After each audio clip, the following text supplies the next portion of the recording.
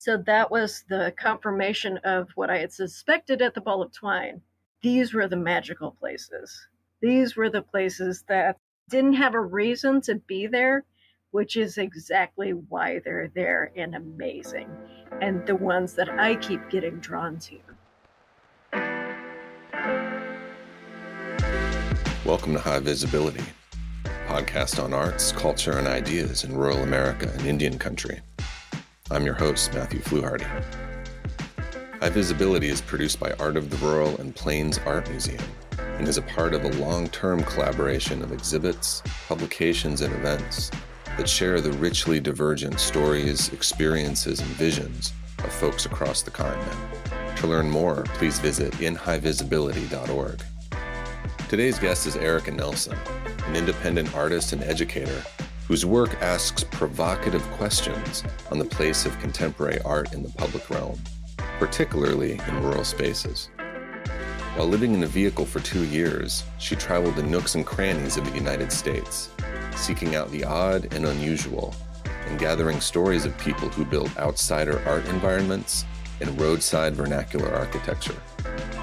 Erika developed her own traveling roadside attraction and museum, the world's largest collection of the world's smallest versions of the world's largest things.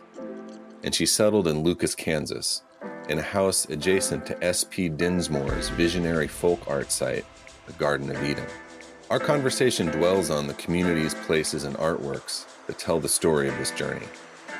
Along the way, Erika shares a ton of wisdom on what life in a small town in Kansas can teach us about how we live, work, and create across difference. This conversation was recorded in late summer, in that beautiful time of year, as Erika describes, when a harvest of ripe tomatoes leaves everyone ready to share the abundance with their neighbors. So, without further ado, please get comfortable and enjoy our conversation with Erika Nelson.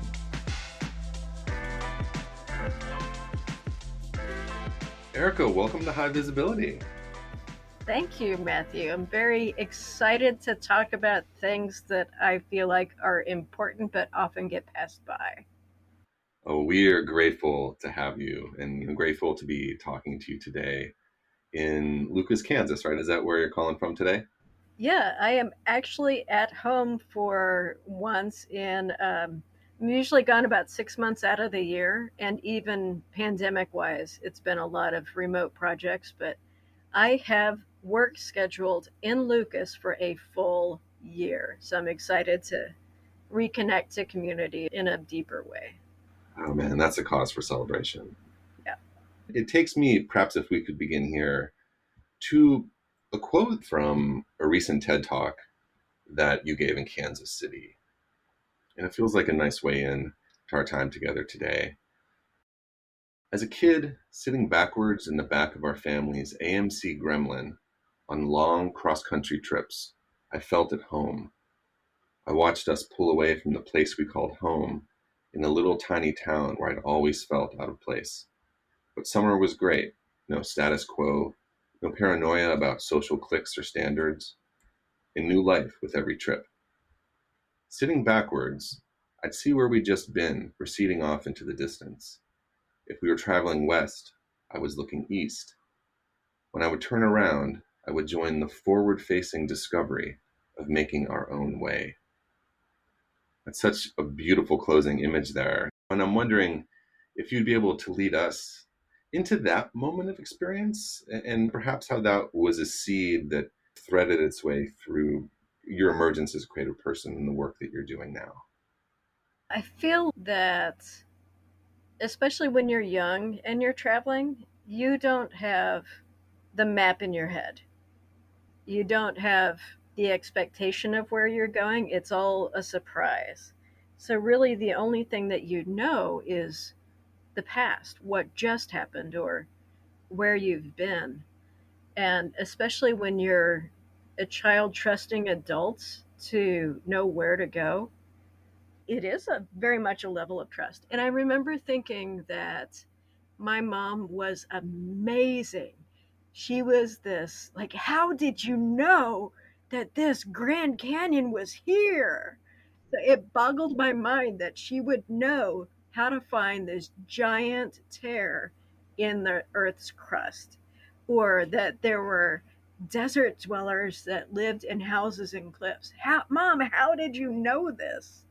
So she would craft these stops along the way for whenever we went out to wherever Dad was stationed, because we had a split household growing up. Mom wanted us to have a very stable childhood and always go to the same school, and Dad was in the Air Force. So in summers, since Mom was a teacher, we'd all go as a family out to where Dad was stationed. And Dad, during Christmas and New Year's, would save up all of his leave for those months, and he would come where to our stable central location household. So those sort of trips always felt like just an extension of summer home, winter home, or dad home, mom home, or a home that you're familiar with to home that's new and exciting and a bunch of different rules and regulations, or no rules, no regulations, and really getting back to exploring. So, in growing up that way, it meant that the map that I was forming in my head was about changing place. It was about moving place to place. It was about seeing what Grandma and Grandpa Nelson's environment was like in northern Minnesota versus Grandma Sappington's in the Ozarks of Missouri. So those became the map points for me. And in not having the actual map or seeing the real roads or knowing when the toll roads were, it started building out of those experiences first. And then it wasn't until I learned to drive and learned that it's probably important to know north from south, east from west, that that those map spots started getting connected in a way that's more familiar in printed form. What feels really different to me, maybe versus our sort of commonplace notions of travel, is that a lot of this travel was a travel towards family. Yeah, it wasn't vacation. It wasn't. It was to bring people back together, and it was about visiting in that deeper sense of long conversations instead of it, they were never holidays. They weren't tour packages or water parks. They were, all right, we're gonna move to the other home now, and on the way we might visit a grandma home or a cousin home. I don't know that I knew what a vacation was until much later. It's like, so you go to some place where you don't know anybody at all, and you wear clothes you would never wear, and you swim in bodies of water where there are eels. That's never what travel meant to me early. And again, it wasn't until I was an adult and had my first real job and there were vacation days. I was like, well, what do I do with a vacation? What, where do I go? What do I do? So that was the first time where I really had to change that idea of travel into, well, what would a wander look like? It sounds like as a younger person, you had cultivated this map out of your imagination about how these places were connected. And I'm wondering, was there a window in just like your arc as a human being, or was there an encounter with a work of art or a person or something out of history that maybe was the first little germ towards the work you're doing now? Did it come out of that phase? There was a very specific moment that was related to that phase. I got an undergrad degree in illustration. I did the normal job with vacation and didn't know what to do with vacations until I realized that I was fairly stressed as a broadcast designer. And part of that was probably coming from the gut saying, hey, what are you doing here? You don't actually like doing any of this, but it's what you were told you were supposed to do. So, in that sense, the road trips were releases, and I would get back to that feeling of non obligation and inaccessibility with a purpose. So I finally figured out that that was not what I should be doing life-wise. So I went to grad school to get my MFA, and it was a different sort of circular track into expectation that I wasn't sure how to break out of. And again, I found myself taking road trips whenever I was really, really stressed, trying to do all of the things that the art world expected, but also at a gut level realizing this is still not feeding you back. So I would take road trips to sort of, again, get away, but have my body engaged, but my mind free to unkink. And it was during one of those road trips on a Thanksgiving at the world's largest ball of twine when all of it changed. Because I was going to art school and very, very pretentious, I only took slides at this point. I did not take print photographs. I only used slide film, so that it was this super precious process of capturing that memory and then waiting weeks and weeks for the one slide processor to get it back to me.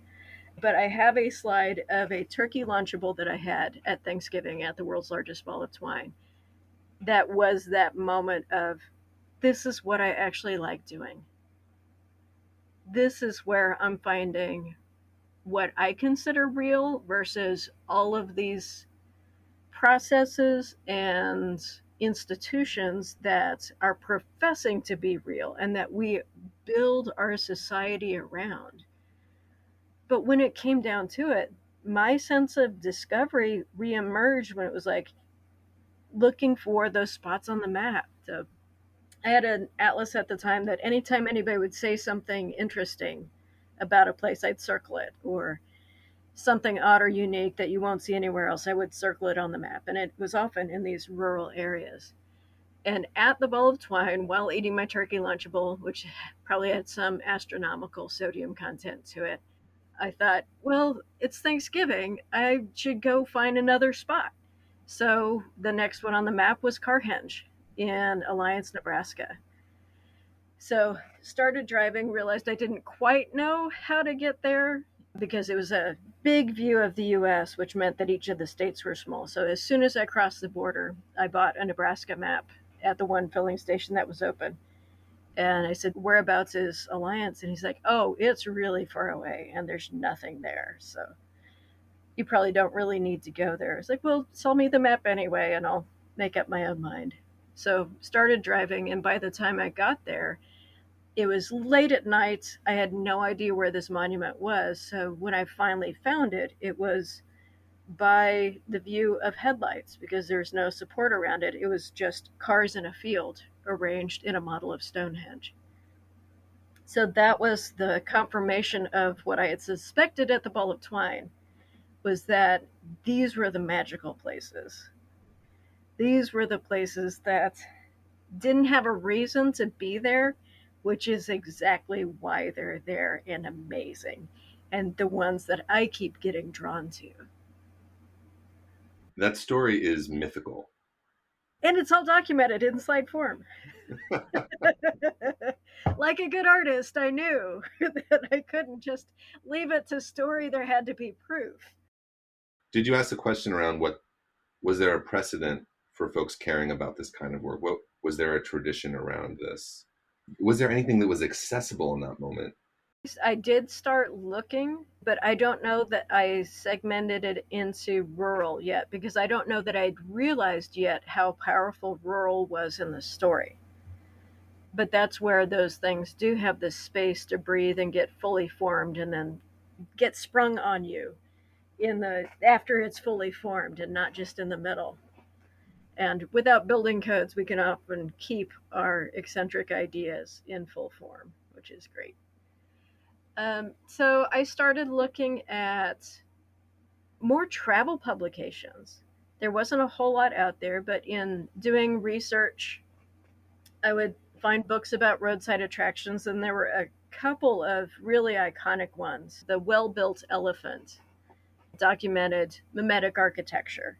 So that was the first time I heard that term, and somebody else during travel said, oh, well, you should check out Learning from Las Vegas as an architectural text. And that was absolutely right. And then I reread some of Lucy Lepard's work and then found out that she had a couple of essays on travel and tourism and then a whole book full. And so they sort of led to each other, and that started shaping the thinking, but it also made me realize how little of a peer network there was.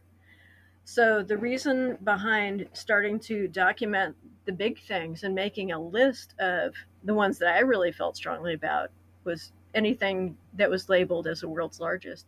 There wasn't a list when I started yet. Roadside America as a website had also just kind of started, and you could pull things from there, but it was a little cumbersome. And they looked at all the interesting things, not just some of the interesting things. So I got to be the one that started narrowing down that niche. And now there's a lot of other people doing it and interested in it because information is so much easier to share. But at the time, it didn't fit into art. It didn't quite fit into travel. It didn't quite fit into the way that we're taught history or culture. They were anomalies that felt truer, and because of that, they hadn't been put in a box yet. I also didn't know if that would fit into what I thought of as what my artwork would be. So those initial road trips were really my own. And I wasn't sharing them with what I considered the art world at the time, which was a university-based setting. So after grad school, you start looking for a teaching position. And if you can get a tenure track teaching position, then that's like the gold standard. I had one. I had the contract in my hand for a university in Pennsylvania. And this was the week that 9/11 happened. And that day, I decided that I couldn't sign this tenure track teaching position offer because it didn't feel like a path that had options. It felt like I was pushed there. I think 9/11 served as a big wake up call for anybody who was on an adjacent path to where they actually needed to be. Like this was the safer way to go. But what's the point in that safer path when you're not excited about the outcome? So I took a week to make sure that I wasn't just reacting to such a horrific event. I mean, I was, but reacting with purpose versus reacting out of fear. But then I called them and said, I can't sign this. And at that point, I decided what was important about the art explorations to that point were the road trips. So I sold everything I had and moved into a bus that I had purchased. And I had originally purchased that to transport my artwork around the country. But I thought, well, how about if I just transport me around the country and find where I needed to be? And I decided the two rules would be I want small towns. So I'm just looking at small towns that had some sort of integrated arts component, which could be something that they recognize as art or something that I recognize as art, but nobody else does. And that's really what started that meandering, wandering path with a purpose. And it led me here. It's still leading me to other places. It's still directing a lot of travel, but it was a giant split from you get your degree and you get a job, and then you get your advanced terminal degree, and then you get the job that you will always have for the rest of your life forever, and it will be stable. It was a good break from that, a very decisive break. You had won the zero sum game when that contract was in your hand. I don't know if it's zero sum because I keep it in my mind as a backup. I still thought I had that safety net, and I realize now how ridiculous that sounds. That there was no safety net, and I do think it was either or, and I tricked myself into thinking it was a either or. Maybe you can still like say after a month, oh, I messed up. Can I have that back? How did you make it to Lucas? I imagine that you saw so many places and made so many friends and so many colleagues in that work over those years. What were the factors that created a sense of home in Lucas for you? I don't know that I'd built that many relationships at that early point yet. I knew the art institution friends, and I knew that I really liked seeing makers of things, and I had this atlas full of spots. And so while I was traveling south, I did do grad school in Kansas. So one of the features of our grad program was a set of people who were caretakers for the Garden of Eden environment. And they would do a bus tour for grad students of these art sites. And you loaded up at 5 a.m. and then you got back about 2 a.m. And it was just a bus full of art students riding around the country looking at these sort of environments. And I remember on one of those that we did go to the Garden of Eden. I didn't remember much about it, but it was one of my map spot circles. And I thought, oh, that'll be a nice place to see where I need to go next. So when I came to Lucas, there is a Smithsonian exhibit coming through called Yesterday's Tomorrows. And I approached the art center and said, hey, I'd be happy to volunteer to help build things or promote things just as a way to have a purpose in town, but still feel like I could explore. So I lived in a bus down by the river. It was a lake, not a river. So no Chris Farley there. I volunteered for a bit, and during that time, there was an auction for a house, and I hadn't been to an auction for a very long time. I went, and the house sold for $1,200. And I thought, I'm living in a bus and I could find $1,200. And it never occurred to me that you could buy a house that you own that has electricity and a roof for $1,200. And I just couldn't get that thought out of my head. So by the time the show was up and I was ready to move on, I was looking around town and the house right next to this folk art environment was for sale. And I called the realtor, and it wasn't $1,200, but it was still under 10,000. And then she immediately dropped it to 8,000. I thought, if you're dropping it this fast already, I'm I think in the long game it could go even lower. So uh, started a series of just negotiations, and as I moved south for the winter, those went on, and in the end, I bought the house next to the Garden of Eden while I was camping in the desert in Yuma, Arizona. I bought it over the phone with cash for $4,000. I didn't ever expect it to make a connection with Lucas. I just thought of it as a home base, like, oh, okay, now I will have this permanent storage unit for the art that travels or me that travels. And I didn't ever expect it to become any more than that. But after my inaugural tour of California sites that I built while I was living in the desert in Yuma, we declared war while I was in San Francisco, and I ended up cutting the tour short and kind of zooming home and had some bus troubles where I broke down for a series of days, not realizing that I broke down in a with a friendly mechanic who ended up being a meth dealer in Salton City, California. So there's a whole series of things that happened, and it reminded me that maybe having some stability would be good. So once I got the bus back up and running, I did come back to Lucas and thought, okay, I'll just rest for a couple of months. And in those couple of months, I started doing the next set of tours, and then those months turned into a year, and coming and going, but always coming back to Lucas.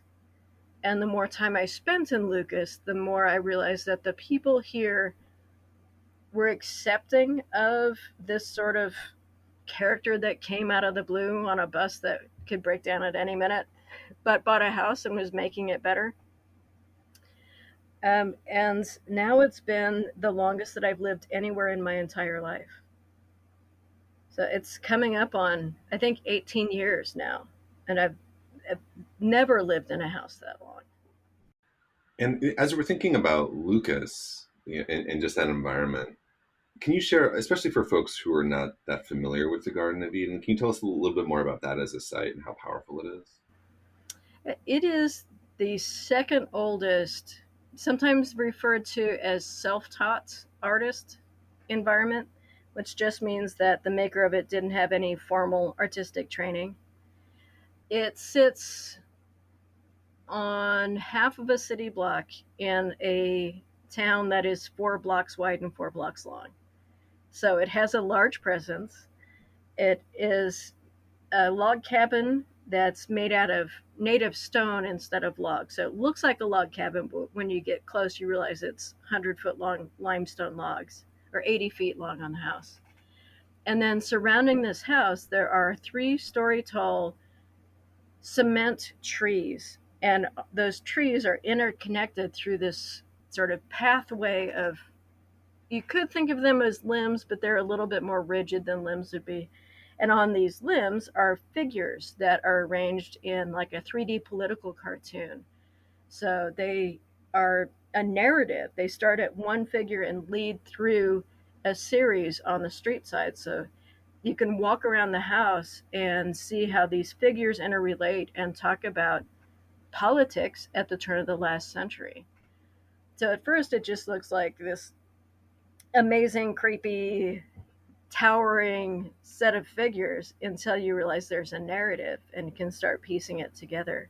So there's like a bank trust octopus that is controlling soldiers who are firing their rifles at a Native American who's firing his bow and arrow at a fox who's chasing a bird who's eating a worm that's eating a leaf, as an illustration of social Darwinism. And then in the backyard, the maker of this site showed how you could defeat those systems that weren't giving fair play to everybody. So it has a Justice of Liberty with a spear in her hand that's piercing the head of one of those bank trust octopuses. And the limb that's supporting the octopus is being sawed off by a man and wife with a saw labeled ballot. So exercising your right to vote could take down the bank trust that were keeping people out of, or keeping people disenfranchised. And this was built between 1907 and 1928. So World War I was wrapping up. Social unrest and conflict were coming to a head. The KKK was in power and being defeated at the same time by some really powerful Kansas voices. William Allen White was writing at that time. The Populist Party actually elected a governor of Kansas in that same era. So Dinsmoor's work was really in line with that early populism of fighting for the rights of the common man through legislation and affecting legislation. And this is in the middle of a town of 400 in the middle of Kansas, and radical ideas and radical way of putting it up there. It wasn't somebody standing on a soapbox, it was somebody building his own soapbox out of cement 3 stories tall. And in living next door to that, it means that there is a super high bar for eccentricity. So no matter what I do, it's like a giant permission slip of setting that bar of not just using your voice, your visual voice, in a way that can affect change, but also making sure that everybody that grows up in Lucas has an art experience from day one, whether they recognize it or not. For some, it's just a tourist attraction. For high schoolers, it's just a place that you get employment because there's not many employers here. For retirees, it was an income because they could also be a tour guide. So it functioned just like any other business in town, but its form is this fantastical, multi-story, interconnected illustration of culture at the turn of the last century. Was being a neighbor to the Garden of Eden really crucial in your own trajectory as an advocate and a caretaker for spaces like that? Absolutely, yes. because I don't know, I wouldn't have known much about Kohler Foundation and the work that they do, or historic preservation and how it overlaps, or how there are giant gaps. So living next to it and seeing its impact, but also seeing what Kansas weather can do to a 100-year-old environment and how much it costs to do that. And that is, we live in a pretty underserved community and a pretty poor community. We're not the poorest county in Kansas, but we're definitely not the richest. And we don't really have a founder or a donor base. So having to ask for a lot of help to be able to maintain that spot directly led to the preservation of the garden, and then working with those guys and realizing that they do this at other sites too. So getting to work on those crews at other sites, usually as an artist advocate, because in my wanderings, my purposeful wanderings, I would meet the artists who are building these sites, and sometimes those are the same sites that would later get preserved after that maker's death. And a community group would usually be the ones to receive it, or a family, but also be in that same spot of, well, we don't have the expertise or the cash to fix this. So what do we do? Let's make a bridge from that now back to the world's largest. Is there any more you'd like to share about that part of your work before we make a transition? I'm sort of at a frustrated, not frustrated, but frustrating point right now, because I also recognize it's an industry. So it's another navigation of worlds, just like all of them have been, but keeping at the core for me, um, the connection to why the artist did it first over anything else has driven not just that exploration, but the exploration of the kitschy landmarks that people pass by but are built with a reason. I think that has been the bridge between those two worlds, is that there's a reason these are built, and you don't know that reason until you ask. And so the story behind these environments have the same impact as the stories behind world's largest things, and those monuments that seem like a one-liner until you dig a little deeper and say, well, why do you have the world's largest booming prairie chicken? And that's when you start connecting to community through these roadside attractions. Let's dive into the world's largest. That dive could take 18 hours. There's just so much. And this is a really an important point for folks listening. So please check the show notes, and we'll provide all of the links to where folks can weave their own detours through so much of this work. But maybe as a way in and thinking about the world's largest collection and this kind of cultural change that you've been talking about as well, it takes me back to an exhibition from 2011 that you were included in that was called Here. And that was at the Pennsylvania Academy of the Fine Arts. And in the catalog for that work, which is a really gorgeous catalog, you share this about the impulse behind the world's largest collection. You said, the roadside vernacular architecture, making up the bulk of my explorations, has a dual identity, dual purpose, dual viewpoint. The towns and communities erected these identity markers are creating cultural icons, symbols and representations of who they are. Visitors and explorers coming to these monuments see these iconic structures as items built for them, tourist attractions designed to entice the traveler and make them stop for a moment. My practice examines these perspectives, exploring the transient yet rooted stories that intersect at points along that atlas.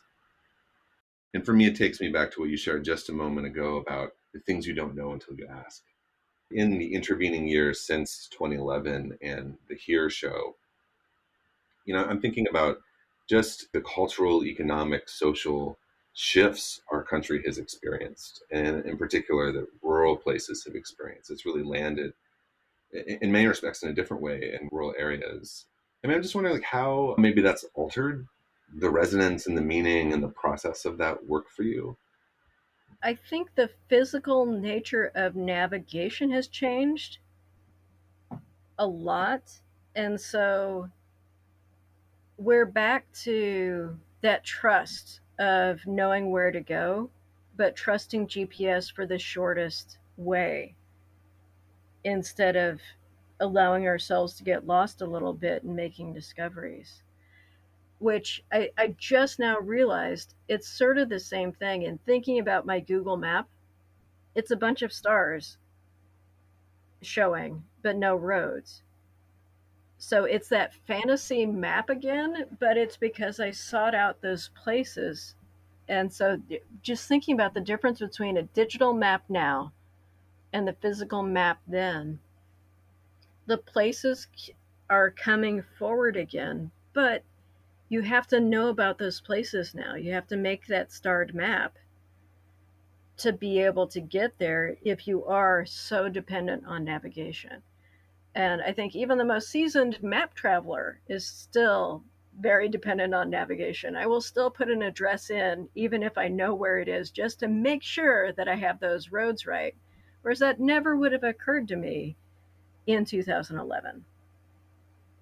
So I think that has really changed, and it's sort of strange how it's for me personally gotten back to that very early travel experience of trusting the way to get there, but it's those points that are important. But I do think you miss a lot. Luckily, GPS doesn't always work, and it sends you down a rabbit hole, and you might find the best barbecue you've ever had after running out of juice or your GPS sent you off wrong, and you just finally turn it off and remember how to look again. And so GPS would take us to Lucas to see your work, and to see. Do you refer to the space as a museum? I mean, it's an interesting sort of question, even just like on a language level. How do you talk about the space that you've created where folks can encounter so much of this work? I changed it from museum to expo, and I even had scraped off paint to take the word museum off of it. I think partially because when you hear the word museum, it often feels past tense, like it's done, it's ended. And expo to me feels more like the state fair, where you have the demonstration building, and that's where the guys can cut tomatoes paper thin, or they have that crazy, amazing taffy pulling contraption that looks like an infinity machine, even though it's just simple parts interrelated. Or growing up at the Missouri State Fair, there was a handwriting analysis machine that you wrote your name on a piece of paper and slipped it into this probably very fake bank of flashing lights, and it would spit out this teletype like paper of your personality. And the wonder in an expo, that's what all of that sounds like to me. And the stopping point of a museum is not what I wanted it to be.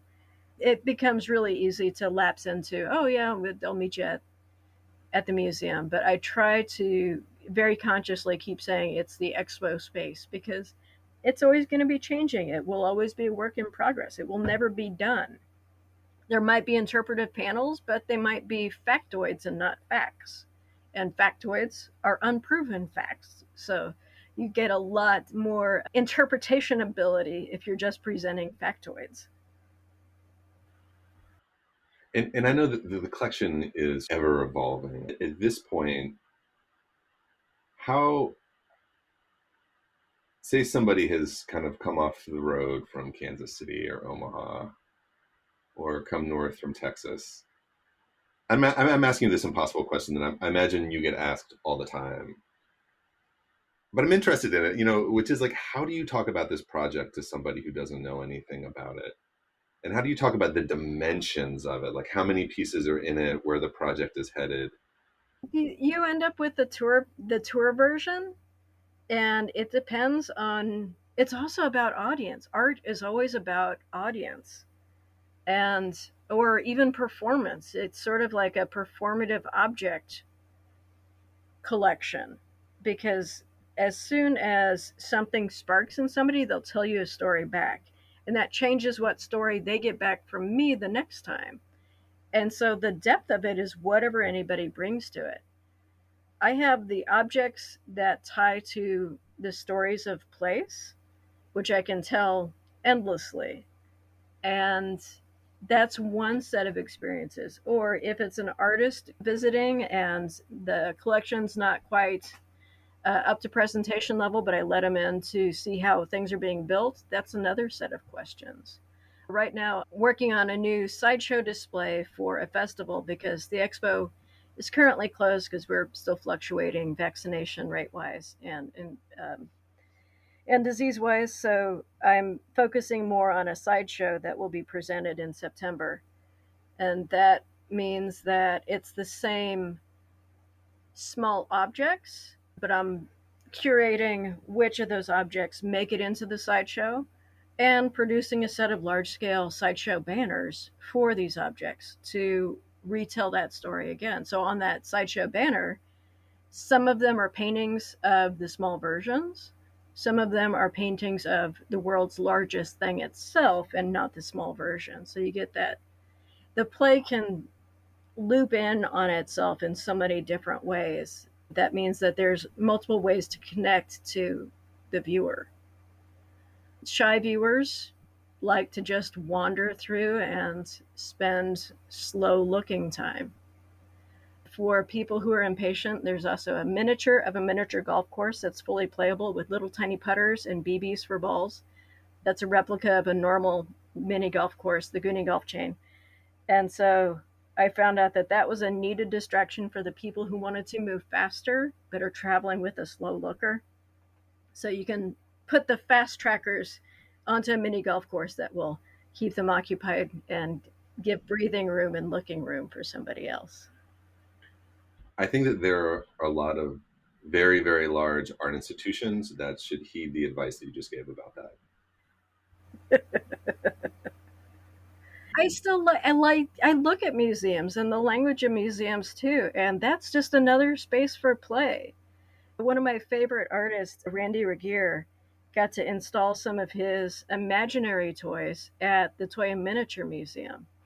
So he needed to figure out a way to interact with the museum collection but not lie. And their simple solution that they developed together was that the museum labels that were truth were a normal font. Randy's inclusions that might not be all the way true were in italics.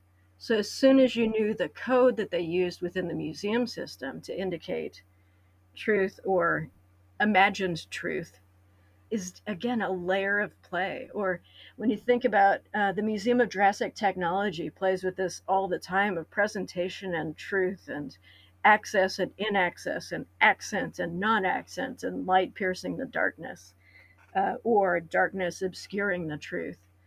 All of that is free reign. So that's part of what the expo is for me, is this blank canvas to continually reinterpret the stories and play with all of the meanings behind the paths in the stories and the viewer experience. I think that's also why it's hard to explain to people what it is for neighbors. Like, what's in there? And they're like, it's a museum, but it's not. It's a artist studio, works, but it's not. It's small things, but they're big. It's big things, but they're small. So, Erica, I'm really grateful for that. And so much of what you just shared seems to take me to the piece Gremlin Cache, which is in the High Visibility exhibition, which was on view at the Plains and which folks can check out in the online exhibition at inhighvisibility.org. And when you were talking about your work and about the expo, this notion that the depth is what they find there and what they cultivate, what the audience creates, what they bring back. And this notion of truth and imagined truth that's like the layer of play that it's kind of like a compact between the work of art and the object and just like what people bring to it. It feels like a really gorgeous bridge into Gremlin Cache. And what I'm curious about as a way into this piece in some respects, is like, how did it come together, like as an idea, as an object? And I'm definitely interested in how you would describe that for folks listening on the podcast, but just also interested in the reflection on how your work with the collection and with the expo informed it. It feels like it is part of an arc of ideas that you've been describing, one that is also conscious of what a viewer brings to it, and what the kind of compact the piece creates with the viewer, and maybe even what kind of questions it asks the viewer about their responsibility in relationship to these objects. But maybe just to begin this long ramble is, well, what exactly is the gremlin cache? As an object, it is a cardboard representation of an AMC gremlin that has a projection on the rear window screen of mostly road trip drawings that are culled from the last 15 years of exploring these places and these ideas. So, in the museum setting, it was a car parked in the corner, slightly up on blocks. When you got closer to it, you could see the corrugation of the corrugated cardboard come together. Car people, it only takes one feature for them to know that it's a gremlin. There's this cute little whoop in the back where the slope meets the roof line, and just that little whoop is. I tried taking photos of just enough information for somebody to know what car it was if you're a car person. But in talking about it, if you say gremlin, people see the fantasy figure first. So you have to say AMC gremlin, and then you get to tell them the difference between a gremlin and a pacer, because it is not a pacer. And yes, Wayne's World is a great movie, but that is not the car. So the exhibition, when it came about and some of our initial conversations about it, I'd always wanted an AMC Gremlin as a personal drive-in movie theater, like one that I could take the seats out of and just sit in a bench and do those grandma-style slideshows of travels. And that was the main impetus of it. And then the play got to come in as a part of problem solving, because in talking with the museum, a gremlin wouldn't fit on the freight elevator. So, do you get a real gremlin and cut it smaller? Do you make a new gremlin? And I ended up going down that newer road. And while looking at slides to include, I went back to some early slides growing up, and we had some great slides of our refrigerator box forts that we used to build. And it suddenly occurred to me that it doesn't need to be metal. It could be that kids' recreation of this safe space that was still full of adventure. And so it was problem solving that really made the mental leap into the object becoming more than that initial thought.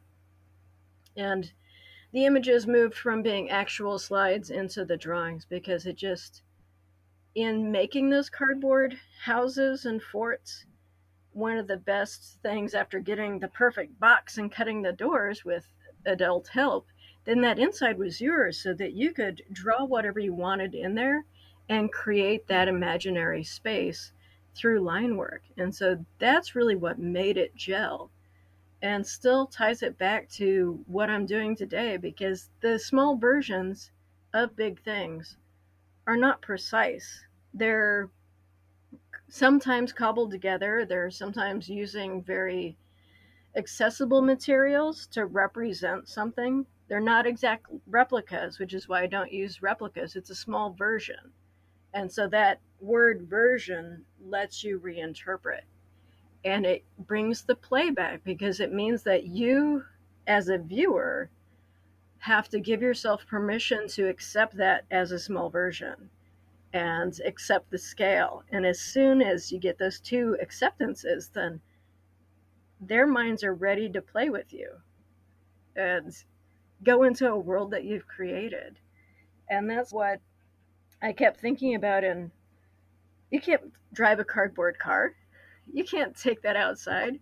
The gremlin just got redelivered on Wednesday. So I was I barely had space in the warehouse for it, but it went back to where it came from. But I was thinking, well, I could just leave it outside. I was like, well, you can't leave that outside.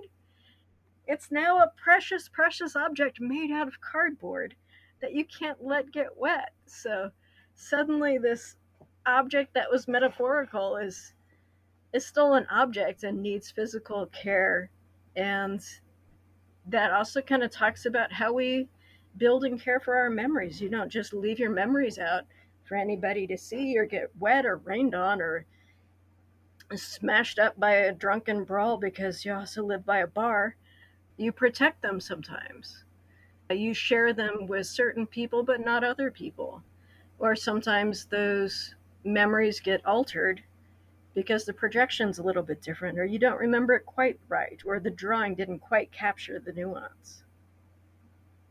This takes us back to the opening quote of our conversation together, that notion the inside was yours. The one was having like an intimate personal experience with this passing of land and space and these markers that appear in a distance as small but become outrageously large, and sort of the sense of wonder and investigation is opened up.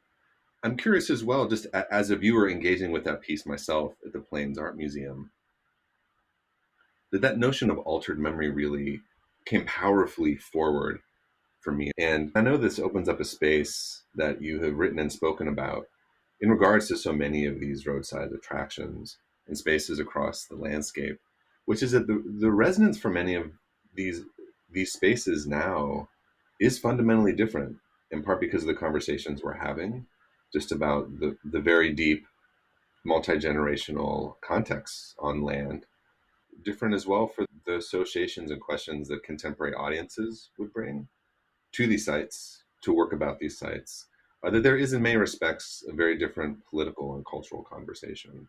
I could imagine an audience coming to many of these sites across the landscape and asking questions about European colonial settler history and the way that these objects are carrying forward memory in that complex relationship. I guess I'm wondering what your thoughts are on that context and how it's evolved, because it feels like the Gremlin is in a really powerful way also deeply within that conversation. Even in doing a replica of a car, that's that first literal and metaphorical vehicle for thinking about the freedom to travel and the privilege of traveling while white. So, even on a very basic level, a road trip means different things to different races, different situations, different vehicles that you're driving. All of that, even just as a carrier, talks about taking of land by eminent domain, taking of land to make it convenient for one set of people to move across a nation that they considered theirs without the consideration of what was there before. And then in looking back, you get into this slippery spot of nostalgia versus factual memory, that you gloss over all of those horrible parts of it, of that beautiful lake flooded out family farms and sometimes uncompensated, or that mountain that you carved a bunch of faces on had been sacred. And in one person's memory, it is a much different event than the commonly accepted nostalgic view of how we built the US and how we travel across the US and how we think about spaces, how we even think about public spaces, but taken from a public that didn't need to define a public space, that it was the people's space. And our public spaces are often not the people's spaces. Chasing out of public spaces a homeless population means that when we say public space, we don't actually mean it. So even just the car itself talks about a lot of that, and or even the ethical nature of driving a car anymore, of travel anymore, of what are you seeing and why, and who framed that view for you, and what did that framer of the view want you to see, and what did they frame so that you're ignoring it. So even outside of the subject matter of world's largest things, just the act of travel as leisure, is a very privileged white colonial viewpoint. And as one of those people, I'm trying to navigate that too. Like, how do I make my own practice reflect a real truth and not this slippery, nostalgic creation that I've been exploring for 15 years? And then when you get to the monuments themselves, there are some incredibly problematic monuments out there that are, I mean, we talk about this with the more high level bronzes in context, but when you get to the what's usually thought of as lower level kitsch, people ignore those a little bit more, but they're almost more hurtful in that they're allowed to stand for longer. One of my favorite sets of sites are the Wigwam Villages, which is a series of concrete teepees put up for motorists to stay in. Not, I mean, you're not even pretending this is an authentic experience. It's just the Disneyfied version of a misinterpretation of native settlements. So where does that land? And I don't know yet because I'm the wrong person to answer the question, but I'd like to start exploring and asking that. There's a giant, Dillon, South Carolina, south of the border, is a whole travel complex based on Mexican stereotypes, even to the name, south of the border. It's south of one of the Carolina borders, but one of their giant mascots is Pedro. And it's a cartoonified, sombrero wearing, brown skins person, but in an accessible to white people cartoony form, and is just a name and an object, not a person or a race or a history. And so all of these things that we accept as road travelers as just being, oh, that's a funny little spot. It's not funny. So where do we go and how do we address it? It kind of leads me to a broader question that feels really deeply interlinked to this question as well, which just thinks about, you know, your position in this work and within this field of work outside of metro city areas. I wonder about your work as a thought leader and advisor on so many projects in rural areas, and maybe just even thinking about over the last decade, where like a lot of change has happened, certainly in the arts and cultural space in the nation as well. And I think in thinking about these questions of where we go and how do we think about the visibility of truth, I'm wondering about just what changes you have registered in this field during that time, and what are the prospects and power we can find in this work, and what's your hope for the future of the field moving forward? I hope that the conversations and the questions that we're having aren't done as tokens, that there's deeper listening. One of the down parts about living in my own rural community is that those conversations can take a long time, a very long time. I've been trying to work with one of my neighbor's children little by little. He wants me to stop wearing shirts with the word fuck on it. And I want him to stop flying the Confederate flag because we are both offended by it in different ways and don't quite understand why the other one would be offended. So he's now 17 and driving around. Sometimes our relationship is good, sometimes it's bad. Most of the time, I don't wear those shirts around him or in public because he's expressed how offensive that is to a 14, 15, 16-year-old. And most of the time, He chooses to fly a Kansas flag instead of the Confederate one. But that's a 3-year conversation. And it's slow and it's bit by bit. And change isn't permanent either. It's not like you can tick a box like, all right, that's changed. Because we know now that when you stop having those conversations, it's like pushing things uphill. They're going to slide back a little bit. Or if you forgot that you're supposed to still have that conversation, you didn't see that ball escape, and it's now rolled down this giant pile of crap and is one that you don't even want to touch, but you know you have to get it back to an elevated spot at some point, and it's going to be dirty and disgusting and hard and stinky. So I think I can only talk about hope and all of the people who are still hopeful.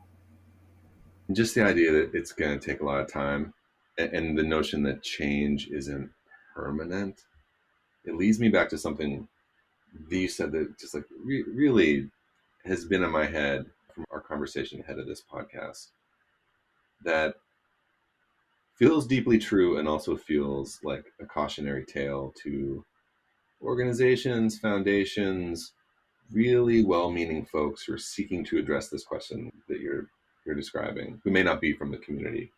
You said in a rural area, you don't get to try again. And that just really cut me really deep because it's so profoundly true. Just because I think, especially when you're getting used to a place, you see all of the things that, oh, I could fix that really easily if you're a fixer, or oh, I know how to address that, without thinking about the long conversation that's been going on, either with leaders before you, setting up the conversation for the leaders after you. And it's not that you don't get some do-overs, but there's a long memory. So if you really misstepped, that doesn't get erased. And sometimes it doesn't even get forgiven. So there are sometimes those hard cutoffs of, oh, you did not respond to our community at all. So we are not going to talk to you again. We are not going to accept you as part of us because you showed at the outset that you knew better. You knew more and you didn't listen. And that part you can't do over. And what I think is dangerous from a structural perspective is that something like that can contribute to how an entire generation orients themselves to some of these questions. The memory sticks and it spreads. And you might lose contact with the original instance of it. You just know that there's always been this deep seated mistrust between one organization and another, and it stems back from one incident that is past now but had those long term ripple effects. So even those small actions do have ripples. That's why rural activists get so burned out too, that you do have to be super conscious. And I'm a sarcastic twit. It's hard for me to keep that in sometimes when there's some flippant thing I want to say because I think it'll be funny, and not realize that could create a generational hurt. So that's a lesson that I continue to learn. Or if you do find that, rectifying it earlier rather than later.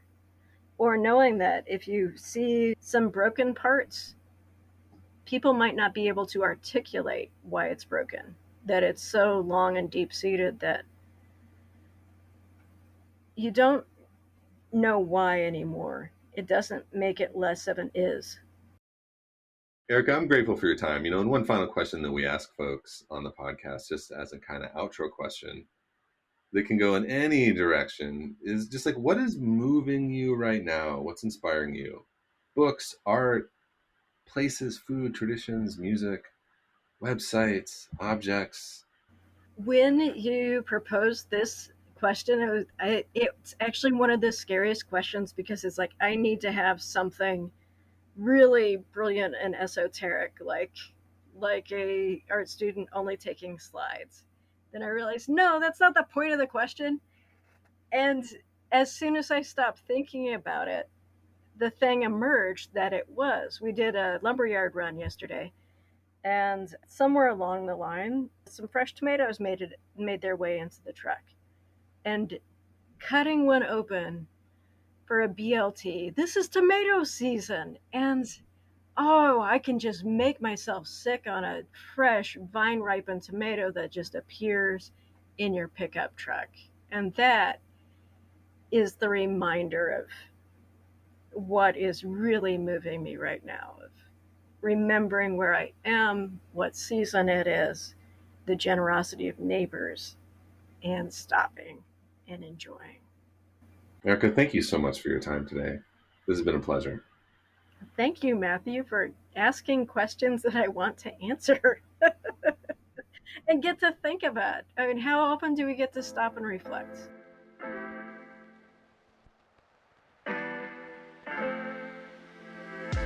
Thanks again to Erika Nelson for her time and generosity in this conversation.